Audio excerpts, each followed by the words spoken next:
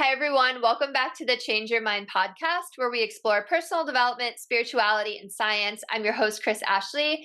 I'm really excited for my guest today. We are going to talk all about health habits and how to make them really fun. But first, a couple quick announcements. If you head over to the links in the show notes, you're going to find all sorts of information. You will find ways to sponsor the podcast. You'll find a link to my book, Change Your Mind to Change Your Reality.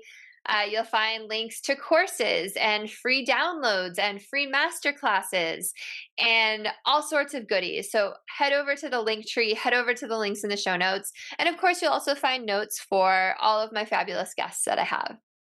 All right, so speaking of guests, let's introduce our guest today. Hi, I'm Chris. When I was younger, I went through trauma that caused me to feel broken and lost. But my life changed after I had a spiritual awakening. Since then, I've dedicated my life to studying and learning from masters all around the world that have helped me to create a life of fulfillment and abundance beyond my wildest dreams. Now I'm dedicated to sharing everything I've learned so that you don't have to suffer for decades like I did. I've seen people's lives completely transform, and I share it all right here. With me, I have Sandhya Gokal. And Sandhya is a pharmacist and healthy eating nutrition coach dedicated to making healthy eating so fun it becomes a superpower. She has 12 years experience working in the field of nutrition, supporting people in areas such as sustainable weight loss and improving blood sugars, as well as women's health. So welcome, Sandhya. I'm so glad you're here. Thank you so much, Chris. I'm so excited to be here. Yeah, I'm excited for you to be here too. And we're going to talk. I want to know how you marry these two worlds of pharmaceuticals and holistic nutrition eventually. But first, I want to ask you the question that I ask every single guest. The first question is, what is your origin story? So, what is it that led you to want to become this coach that makes everything so fun and gamifies it? Okay. So actually when you said origin story, in my head popped like this adventure and all this really cool music. So That's why I love it, right? It reminds me of like Marvel or something. So when I started out in 2019, I actually got diagnosed with pre-diabetes. And at that time, I was a pharmacist already. And when I got diagnosed with pre-diabetes, I got a little ashamed because as a healthcare professional, I felt like I really should be practicing what I preach. And so I decided to make a complete change of my eating habits to see if I could reverse the pre-diabetes without medication. And I actually managed to do it and make it like really sustainable. And that actually led me very much into the health coaching because this was the first time I'd made such a big healthy eating change, made it sustainable, and like a big part of that was working on the mindset. So for the like 12 years I've been a pharmacist, I have worked with so many people on things like weight loss, reversing diabetes, and just general like health habits.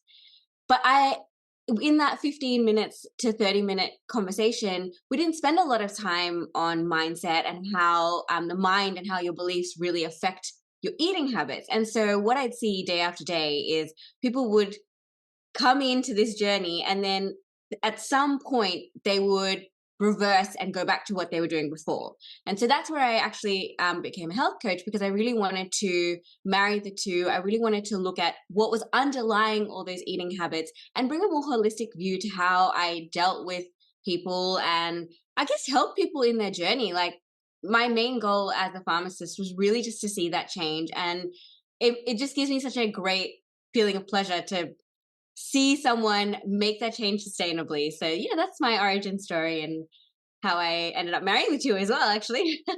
Well, it was full of adventure, so I think you did good job. Okay, so I'm sure people's first question is, what eating habits did you change that allowed you to reverse that prediabetes? So the biggest one is I stopped thinking about food as a restriction when I was looking at changing my eating habits. And I think this is something that is gaining a lot more traction nowadays, which is amazing. But just removing that idea that food is good or bad and that I had to restrict in order to make this change made all the difference. In fact, I actually, for the first week that I made this change, remember eating ice cream every single day and actually feeling like you have to eat the ice cream. This is not a choice. And that just almost changed the entire journey, because taking away that idea of restriction, um, and in like within my eating habits, just kind of made it so much more, I guess, wide open, like, first of all, you weren't really thinking about, oh my gosh, I can't eat this, I can't do that. You felt like you were coming from a place of abundance. And that was for me such a big thing, because I love food and I love eating. So that was one of the big, I guess, superpowers that I developed along the way. Another one that I found really, really useful was just taking it really slow. And sometimes what happens with people on like eating journeys and changing habits, even any health habit really, is because health is such a big part of life. Like, if you have health, you're really winning quite well at life. People think that it's all or nothing. And so what ends up happening is, I know with me particularly, I start feeling really overwhelmed, and I start feeling like I have to do all these things. And then what ends up happening is I get overwhelmed and I do nothing. So this time I ended up just taking it super slow. My goal, like my actual rule for my healthy habits and getting that, like all those routines into place, was just to make something super small, so small that when I was going to do it, it just felt laughable that I couldn't. Like, it felt ridiculous that I could not do some of those goals. And I'll give you an example. Yeah, Like, I was gonna say I'd love an yeah, example. adding like one extra vegetable to one meal a day was one of my first actions that I took.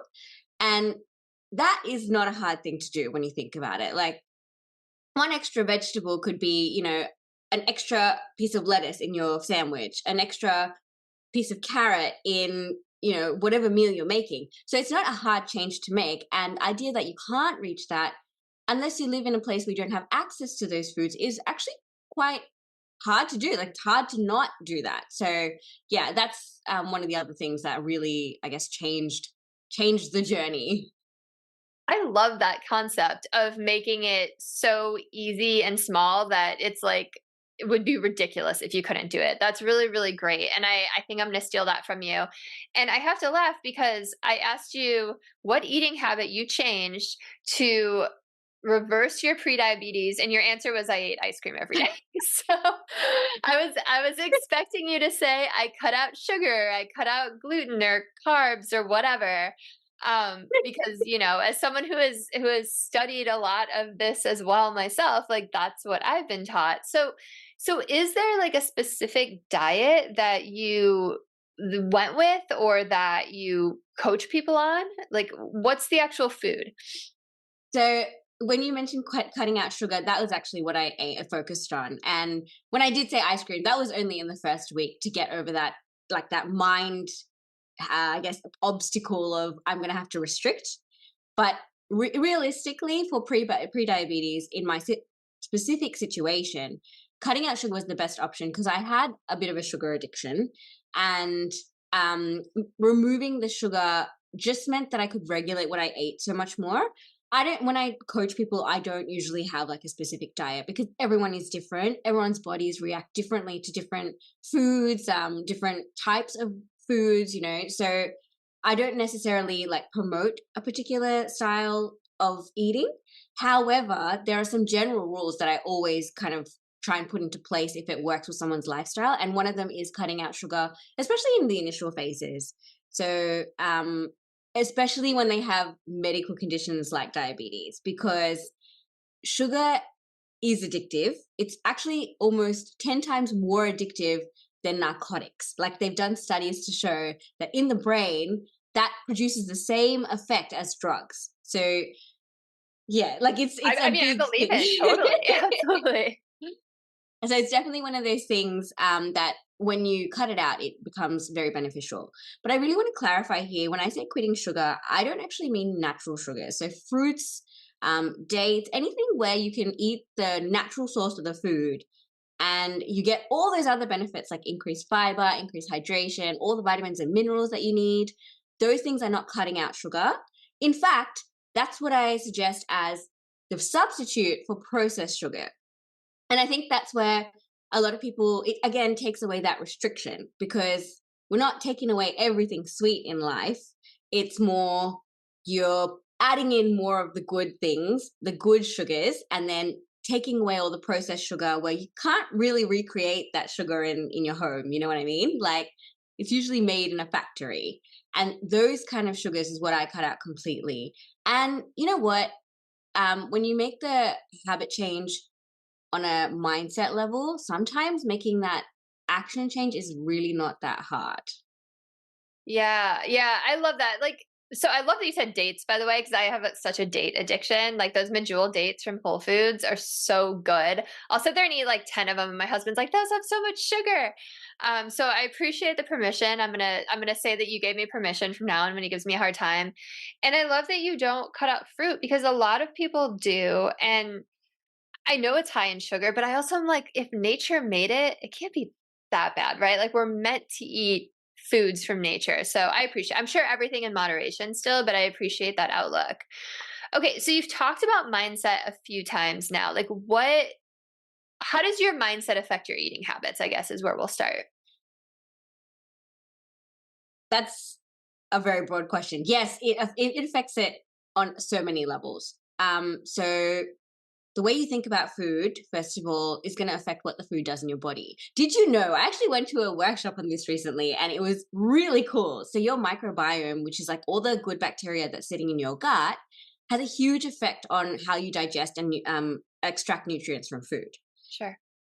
And just taking deep belly breaths can actually change your gut microbiome within 4 to 6 weeks.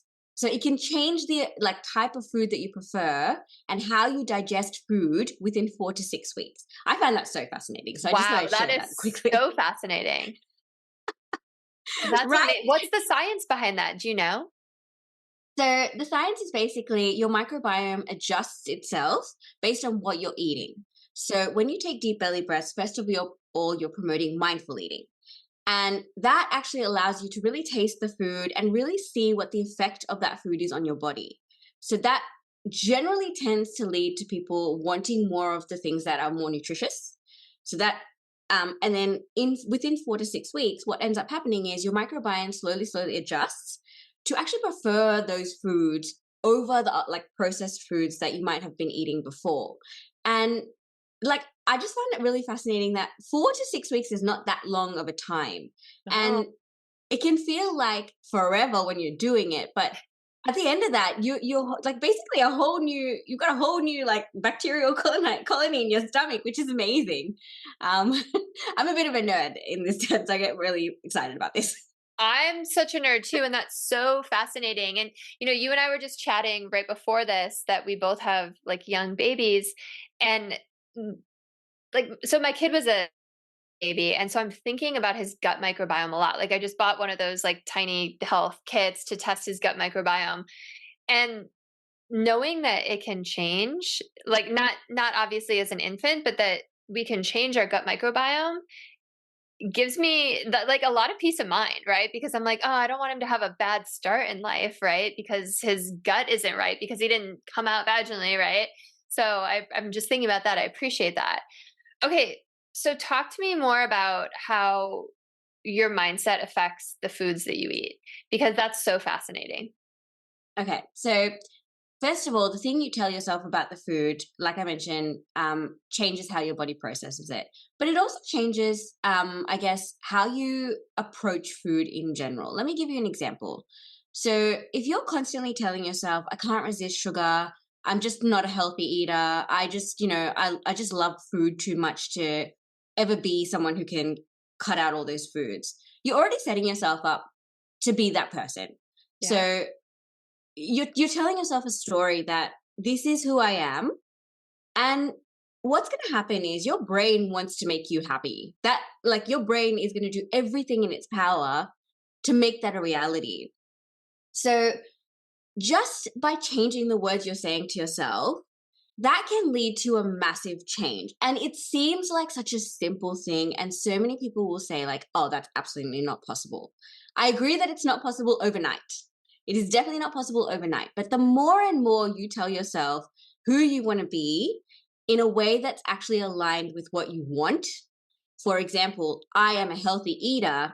I will choose food that nourish my body. I really enjoy vegetables and fruits. And that's one that people are so resistant to, but it's like a game changer.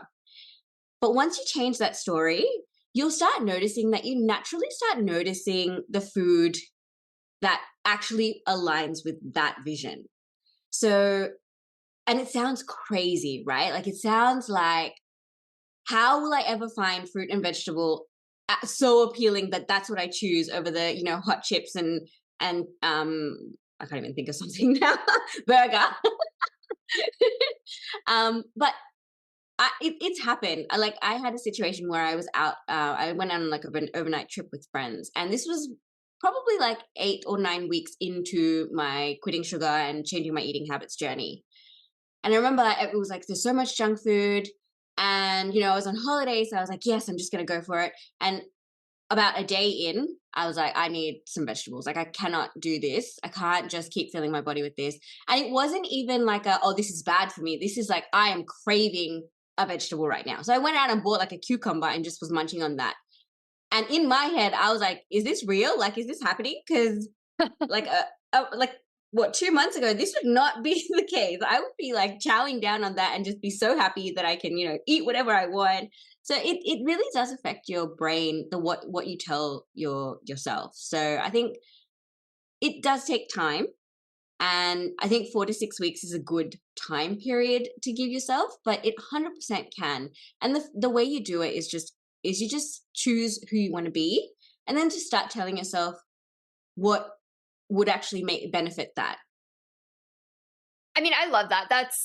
You heard me talk about my book. It's called Change Your Mind to Change Your Reality. And literally, this is what I talk about also, just in such a broader sense than just food. But of course, it would work for food if it works for anything, right? Like anything you say after the words I am, you're going to manifest as a reality in your life.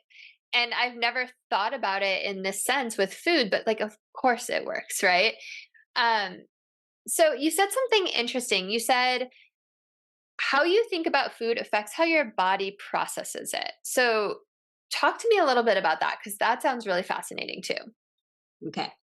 Have you ever thought of something really delicious like a piece of cake, and then you notice your hands start tingling and your mouth starts like filling with saliva, and all you can think about is eating that cake? Like right now, That, yeah. yes. That's what I mean. The way you think about food and what you feel and tell yourself about food can actually bring about physical changes in your body. And there have been studies to show that if you think about something in a positive light, then your body is actually going to have the same effect as if you were eating it. So even if you're not eating it, if you think like, oh my gosh, I am craving that piece of cake, I can almost taste it in my mouth. Well, your body's actually going to react as if you're eating it. On Hmm. the flip side, if you think like, oh, I'm really low on energy, I just want something that's going to give me heaps of energy, and you start really imagining what you're going to eat that's going to give you that energy, you'll start noticing an uplift in your energy. It's actually a technique called mental rehearsal, and I love it because I actually talk about this in like a couple of videos and things like that. But mental rehearsal is one of those techniques where if you use that and you can really imagine what you're putting in your body that's benefiting you, you're actually convincing your brain that it's already happened, which is really cool, right? Like it's basically like experiencing something twice, but you're not actually even experiencing it. So that's a really great tool to use, especially in the beginning, because it kind of trains your brain like, this is actually what I want. It's not the things that I was telling you before. It's this new thing that I really, really want, and I'm going to give you as much exposure to it as possible. That's really cool. I know I've heard of mental rehearsal for sports players or for musicians, right? Where they've actually done tests where people just pretending to play the piano or doing it in their mind or moving their fingers have like learned pieces and even excelled further than people who practice it, right? Um, okay, so funny question that popped up. Can you convince yourself that that piece of cake you're going to eat is actually healthy and it will give you the same benefits as a vegetable? You can. I hope no one takes offense to this, but your brain is pretty dumb sometimes. You can really tell it anything and it will believe you. Your brain doesn't have the, I guess, exposure to the external world that you have. Mm. And of course, like intellectually you can know something, but you have to remember that a lot of the body systems work on emotion, because emotion is energy. So if you attach an emotion to a particular food, absolutely you can convince your brain, you can convince yourself anything, you know, you can convince yourself that like chocolate cake is the best thing in the world for you, and your brain's going to believe it. But the problem with doing that is once you do that, it's very hard to reverse it, because as well as making you happy, the brain also wants to make sure you stay alive and functioning the best you can. So if you're telling yourself, oh, this is the best thing I can eat, when you go to then reverse that and say this is not the best thing, your brain's going to be like, well, you just spent however long telling me that this is the healthiest food I can eat. So now you have to convince me that that's not the healthiest food. And that's actually where another technique comes in, using imagery and again, changing the words you're saying to yourself to reverse those ideas. And again, it's so possible. It's just about repetition. Yeah, so fascinating. Okay, so you were saying that emotion ties into everything, right? So if you're eating that piece of cake and you're feeling negative emotions, you're feeling regret about it, or you're feeling guilty, or you're feeling shameful, what is that going to do to your body? So those emotions, first of all, they're kind of like the overlying symptoms. So those emotions, first of all, are going like, sorry, not first of all, but those emotions, they basically make you feel bad about yourself. But unfortunately, they're not really great motivators. So all three of those things that you just mentioned, they will signal that there's something wrong in your body. But underlying all that, there might be this idea that cake or chocolate gives me excitement. It makes me feel excited. And the problem is you're layering negative emotions on top of a really strongly ingrained positive one. So even though you feel all this like shame and disgust with yourself, underlying that, you're still feeling like this cake is making me feel excited. And so your body's going to say, oh, well, if you're feeling all those things, let's get out of that and make you feel excited and put more cake in there. So you see how this can be like a really big I call it my the shame binge cycle for that reason, because you're really eliciting feelings that aren't great, but unfortunately the only way your brain knows how to repair that is to go back to the original action. So it's really like a cycle there that really needs to be broken. I mean, that totally makes sense why people might be overeating or binge eating and feel really shitty about it, but they keep going, right? That totally makes sense. So are all of these things drawn from your past experiences, right? Because like what I teach is like your belief system is so ingrained from your past experiences, the opinions of other people, like all this cultural conditioning that happened as a child usually. So like how does that all play into your food habits? It plays in like so strongly. Food is essential for life, right? So you can't ever cut it out. And any association you have with food is usually formed by the time you're 10 to 15. So before you're even like considered an adult, all your food associations are usually in place. And of course you can reverse them, but it takes conscious thought and effort. But the problem is once you start functioning on that outdated belief system, in the future, you find it really hard to break it because you're not changing any of the underlying beliefs. Yeah, that's interesting. So when you said age 10 to 15, like I think about people who develop eating disorders or just disordered eating of any kind, right? So I know a lot of that does tend to happen in high school, but like what about when that comes into play past that mark? Like how does like talk to me about that a little bit. So eating disorders are a bit different. Eating disorders usually come from the idea that food is I guess, cure for some other traumatic emotional experience. And it's a very serious thing, but unfortunately, without fixing the underlying problem, the food is actually just a symptom in those cases. The food, like restriction is, for example, in anorexia, restriction is the symptom of not feeling like you're good enough and not feeling like you'll ever live up to the expectations of the people around you. And that's obviously a very basic, simplified way of looking at it.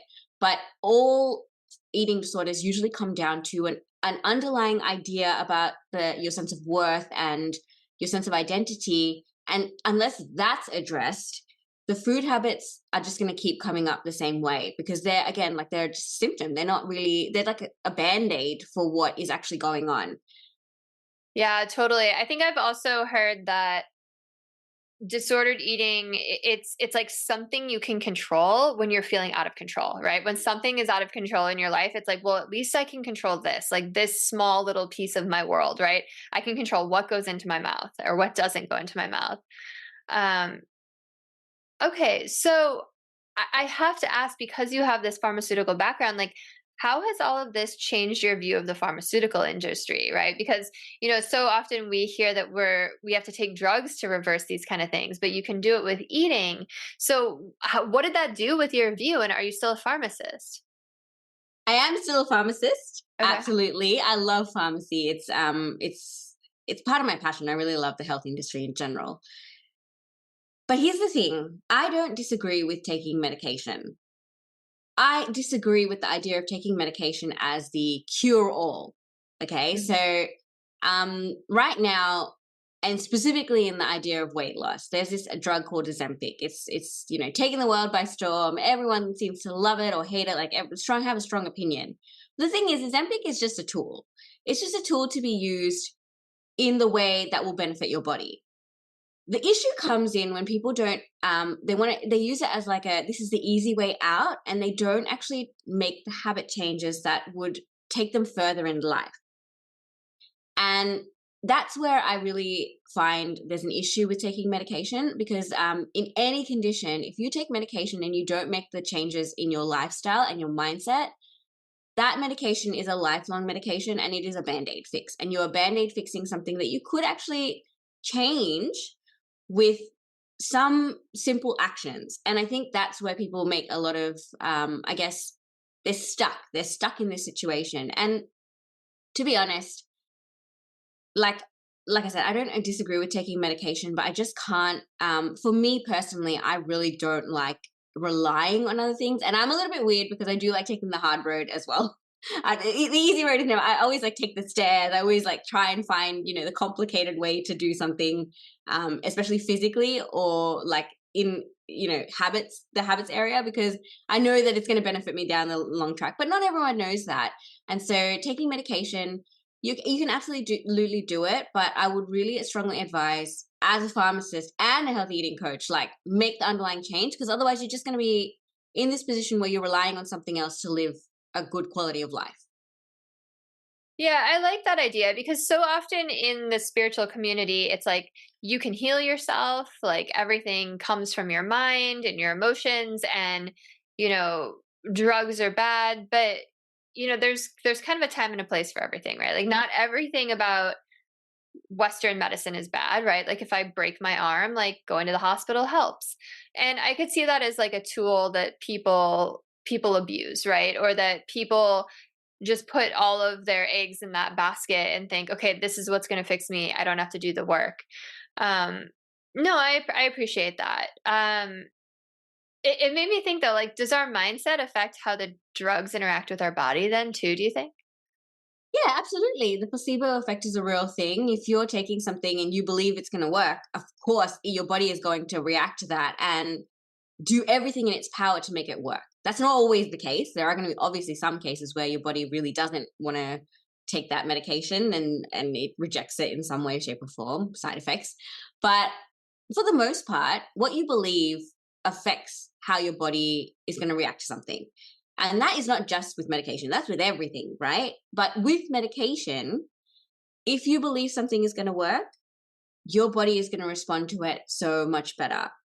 And you can see this from like medication, like just, paracetamol, which I think in where you are is acetaminophen or Tylenol, like those kind of ones, to like cancer medications. There's a reason why, alongside of the medication, doctors will also talk about the idea of really believing that your body is capable of changing, your body is capable of recovering.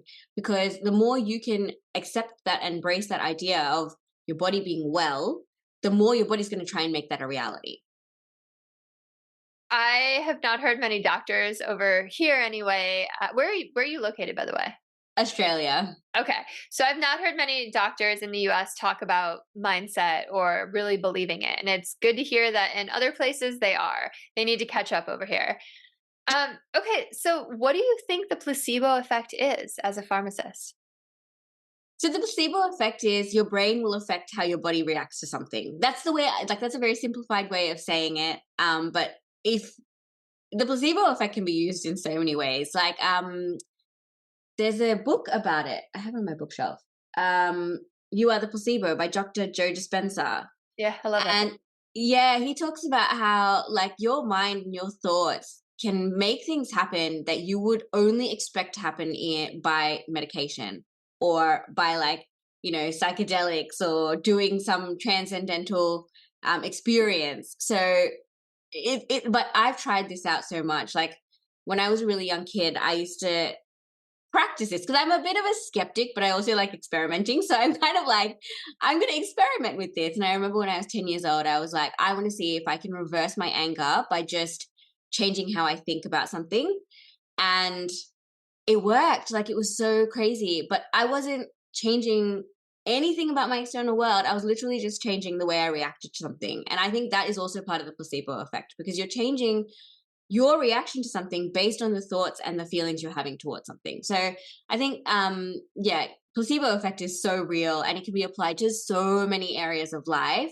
It's just about finding that right balance of what can I really convince my brain of without all the external chatter coming in and unconvincing me of that.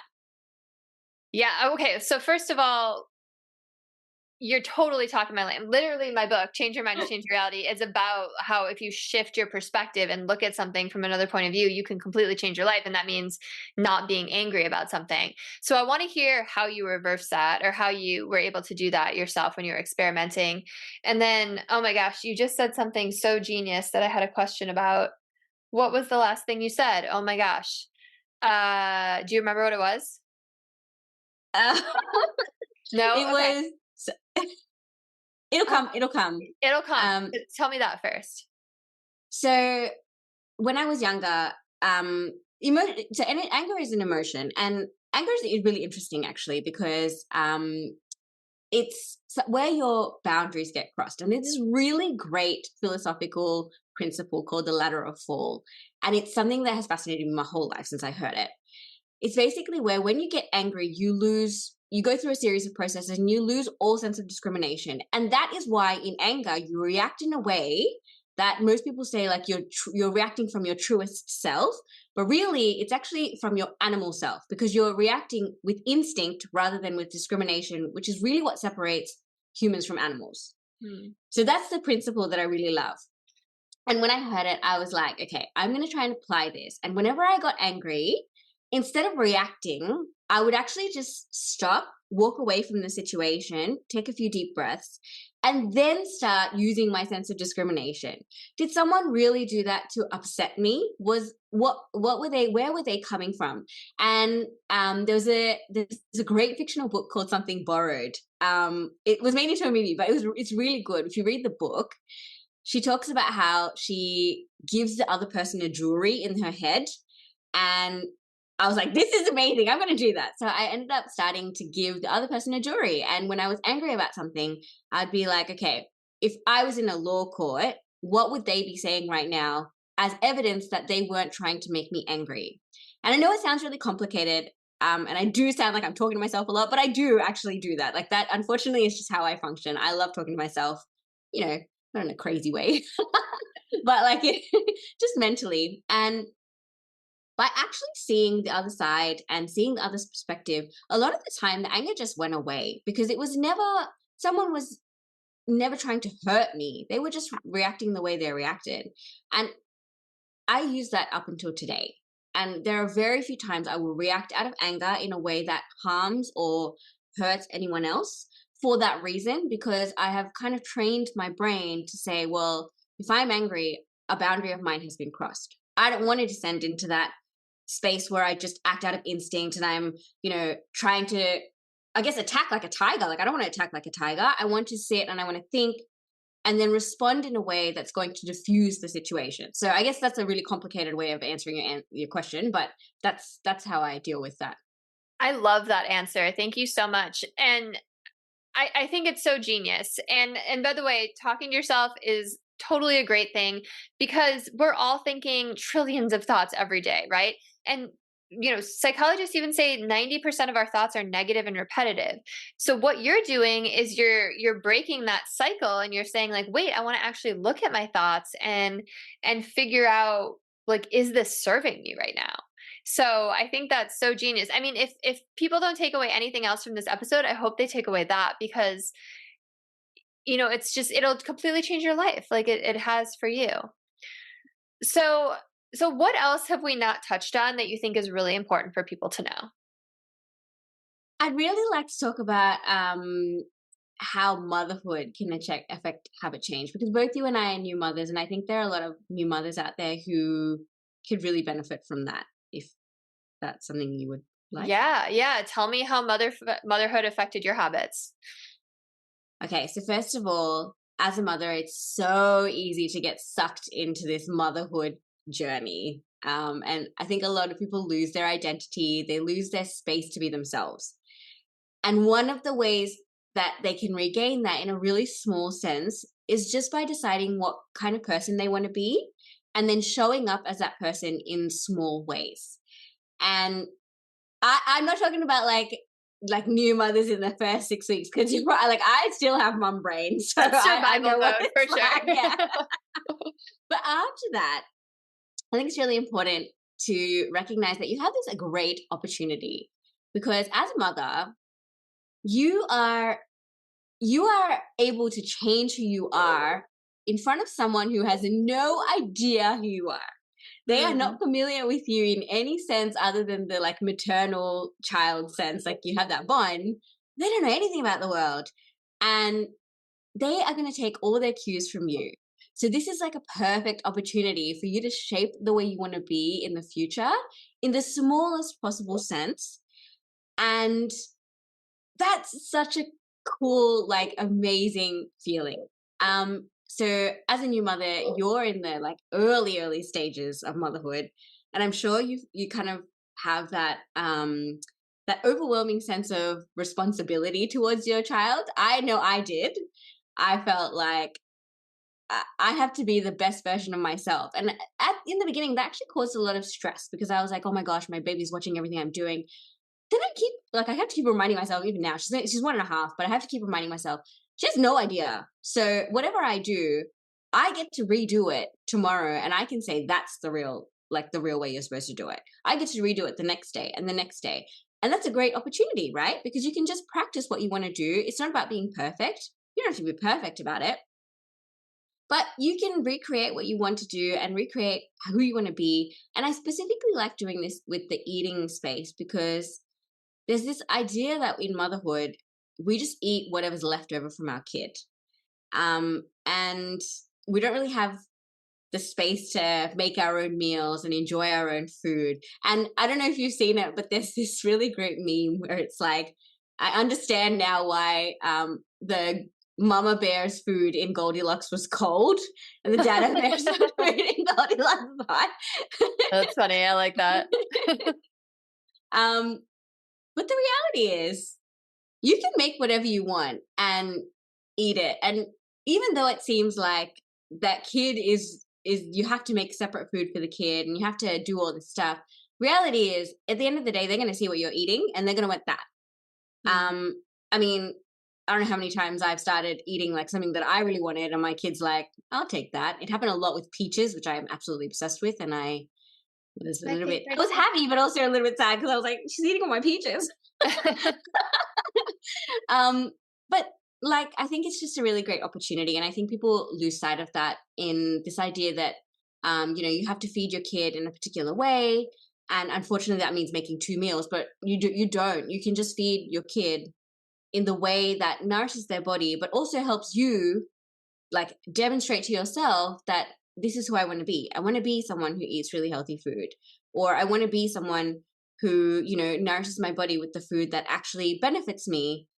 And it doesn't have to be an all or nothing. You can still eat the food that you really enjoy that might not be as nourishing, but I think that's the way I see motherhood. Like, it's a really just great opportunity to practice and repeatedly practice in front of someone who they're learning, but they also don't have this idea of the world. So if you make a mistake, you can just redo it the next day and they're probably just going to be like, oh yeah, that's probably the new way. So yeah. I like that for so many reasons. And you've said a lot of things, and I have a lot of things to say too, because I really, really appreciate what you just said. And, so many people, like you said, lose their identity in motherhood, or they're like, oh, my life is over, or like they prioritize themselves the lowest, right, out of everyone else. And thinking about it, or if you're not a mother, any big change that you've gone through, there's always two ways to look at things, right? This is what we've been talking about. You can change your perspective and completely change your life. You can look at it as a victim, right? Or you can be like, wow, this is a really cool opportunity to reinvent myself. This is a really cool new start of an adventure, right? Like, I get to be whoever I want to be. And I don't know about you, but my kid makes me want to be a better person. Like, I feel like I have so much to learn from him already. He's 17 weeks. He wakes up with this huge grin on his face every single day. He's like the happiest, smiliest boy. And I'm like, man, I want to wake up every day with this huge grin on my face and just be like, wow, it's a brand new day. I'm here in this body on earth, right? Like, and it's a new adventure. And I love your perspective on that. And then as far as what you were talking about with the two meals, I when I was pregnant, I read one book, and it was Bringing Up Bebe. I don't know if you read that, but it's all about the French style of bringing up your children versus like the American.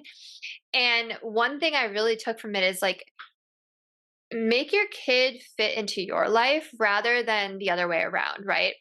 And it goes for everything. And I think food's a really big thing, right? Like, you can puree anything, right? Like you really can make whatever you're going to have for dinner, and then just make it kid friendly too for them, right?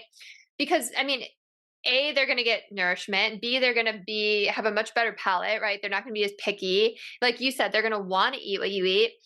And it goes for everything with kids. Like, I see so many people out here just over scheduling their kids like crazy, right? Like, they're in every damn activity, and the parents' life has just become like carpooling them from like place to place. And it's like, kids can be bored sometimes. Like, I'm literally going up to Napa, which is the wine country, tomorrow, and I'm bringing my 17-week-old, right? I'm going with my mom who's in town, and my in-laws and my husband, and like, I'm probably not going to drink. I'm going to be the driver. It's 45 minutes from my house, but we're going to go out to dinner, and we're going to go to a couple of wineries, and it's beautiful up there, and it's a gorgeous day. We're bringing the dogs, and like, it doesn't have to be like all kid stuff, right? And I just, there's ways to fit them into your life. I don't know. How do you feel about that?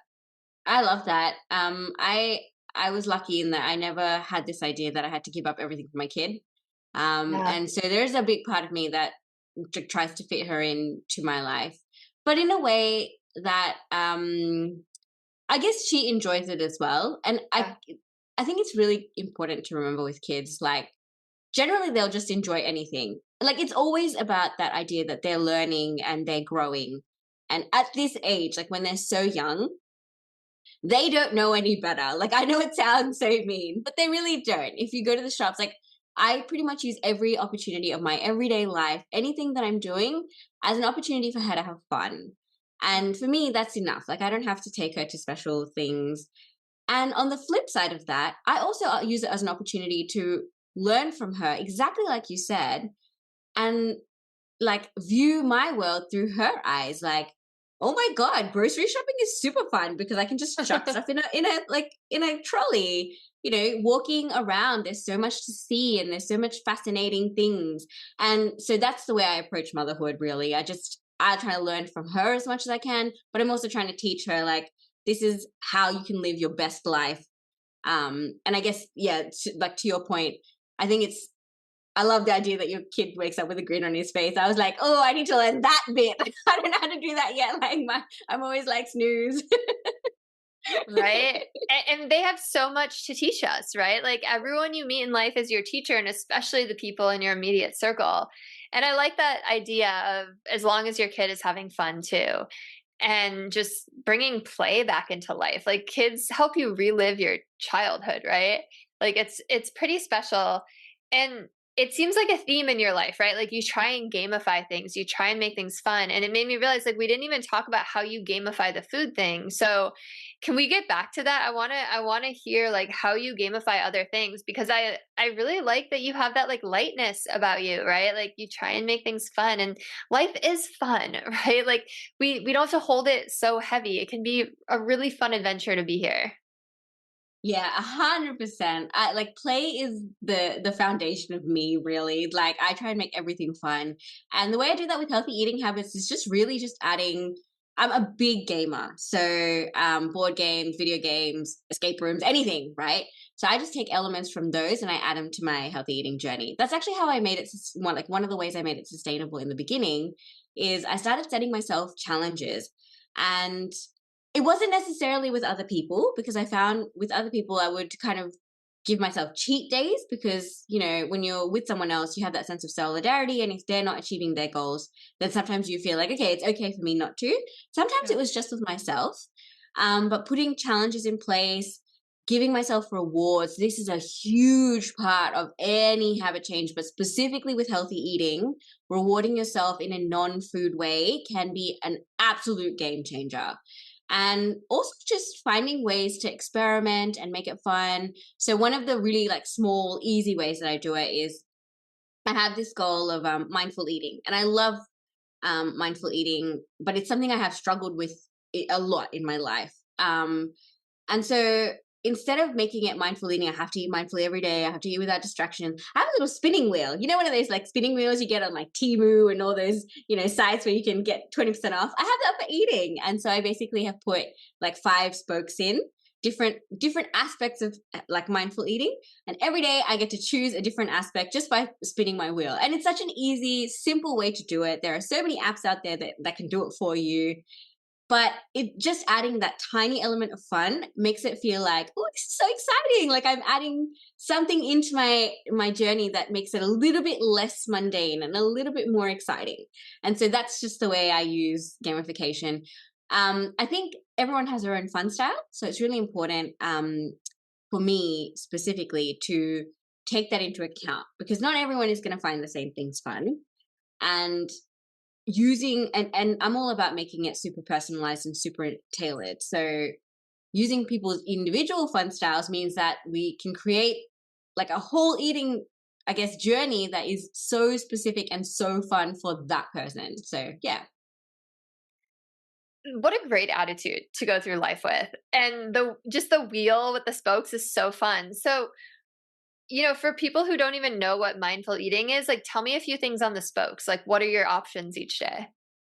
So I've got chew slowly. So just as an overview, mindful eating is eating while you're completely present on the food that you're eating. So using all your senses and trying to eliminate any distractions so that when you nourish your body with the food you're eating, you can, first of all, find out where you're full. You can make your own hunger fullness scale and actually adhere to it. And just doing that as a healthy eating change can be like, it can really just move you in the direction you want to go so fast. So some of my spokes are, like I said, chewing mindfully or chewing slowly. I think it was the exact thing was chewing 10 times per bite. And then no distractions was one. What was another one? Sure, I have it somewhere. Anyway, those two are one of like some of them. And then also um using my senses. So I have actually one spoke for each sense, like really hearing my food and observing exactly what I hear when I eat. And it sounds crazy, like some food doesn't have any sound, but actually it does, and it's something that we just completely overlook. So it's not always the obvious things, it's sometimes just these really subtle things, but just focusing on that particular part of it can just change your whole eating experience as well. It's kind of like eating at a fine dining restaurant, but having like pasta or like, meat and vegetables. So yeah. Yeah. I mean, it's like making your eating into a meditation. Like Yeah. that's pretty cool. Okay, so you mentioned non-food rewards. What are some rewards that you like to give yourself? So for me, I like to give myself an afternoon off from everything. I'll go for a walk. And I'll have my like a phone-free walk, which is not something I get often. But big rewards can be like going on holiday. So we've already kind of decided in 5 years we're going to go back to Europe and go to Naxos, which is in Greece, and that's something that I guess for us is a massive reward. So it can be as small as an hour to yourself. It can be as like, medium sized thing would be like a new item of clothing or a new tech item that you really want, but you're saving it for a time when you feel like maybe you deserve it or when it's really going to benefit your life. Use that as a reward. So it can be anything, but I usually steer people away from food related rewards because there's nothing worse than having like a great week where you've hit all your goals and then being like, okay, I'm going to go and binge on like a piece of cake or, something like that. That's a problem because then you're, first of all, reversing it. You're giving your brain really confusing signals and your brain really likes clear signals. So you want to just stick to whatever you told your brain, keep reinforcing that. So you want really, I guess, non-food related rewards, but something that is appealing to you specifically. Okay, so that's great. So it has nothing to do with the scale though, right? It has nothing to do with like, once I hit this weight or once I reverse this thing, like it's about sticking to your goals, right? Or hitting that next level in your game. I love that you said next level in your game. So, next level can mean anything. Look, you can use weight as I guess, tracking. It's not the best because I think people put a lot of store in weight. And yes, it is definitely important, but weight's not the be all and end all. And so even though that could be one level, like, oh, I lose 5 kilos, I get to the next level. I wouldn't suggest using weight as your only tracker. So if you're going to extend, like go to like through levels, use different measures as your levels. So one level that I personally use is, how do I feel in my body? How do I fit into my clothes? So that's if, I'm feeling really great and I fit into all my clothes. And as a mum specifically, when you get to that place where you can fit into your old clothes, oh my God, the feeling is just off the charts. Like you just feel like, oh, I'm back to normal. I'm back to being me. I'm waiting for that moment. I can't wait to get that. Oh, you will. Trust me, you will. I know you will. But yeah, so that like non-weight ones as well are really good to advance your levels. But you get to choose that. You get to choose what your levels are. You get to choose, what is going to make you feel like you're progressing. Sometimes that is going to be weight, of course. Like that is a really important measure, but it's important to make it really holistic and just, how do I feel about my body? One level could be like, I feel absolutely amazing about myself right now. And that's not something you can tangibly measure, but when you wake up in the morning, you could wake up feeling like, I am winning today, So yeah, it's different for everyone. And I suggest you choose things that I guess you have to work on, and that winning that particular thing would just make your healthy eating journey just completely different. And you feel like you've advanced as a person and as an eater.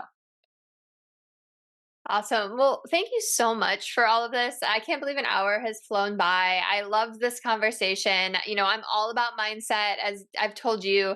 And, sometimes we forget to put that on every single aspect of our lives, right? So I've never really thought about it in the sense of eating. So thank you so much. This was really enlightening. So for listeners who want to hear more, they want to connect with you, they want to know how they can work with you, tell us where we can find you, what you're up to. So I run workshops every month on different topics, but related to the healthy eating space. And you'll find me on like Instagram, Facebook, and LinkedIn for those.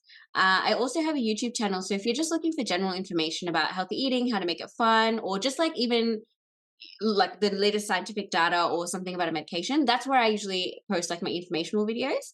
And I also have like a really great quiz on my website where you can find your own fun style and like actionable ways to apply that to your own journey.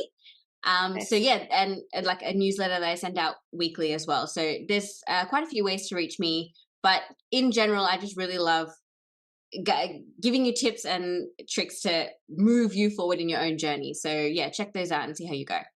Awesome. And all of your links will be in the show notes. So if you're listening, that's where you'll find them. Uh, Sandhya, thank you so much for coming. It was such a pleasure to get to talk to you for an hour. If you're listening and this episode resonated, please like, share, subscribe. Like, definitely send it to someone you think could use it. And I'll see you all in the next episode. Have a beautiful rest of your day.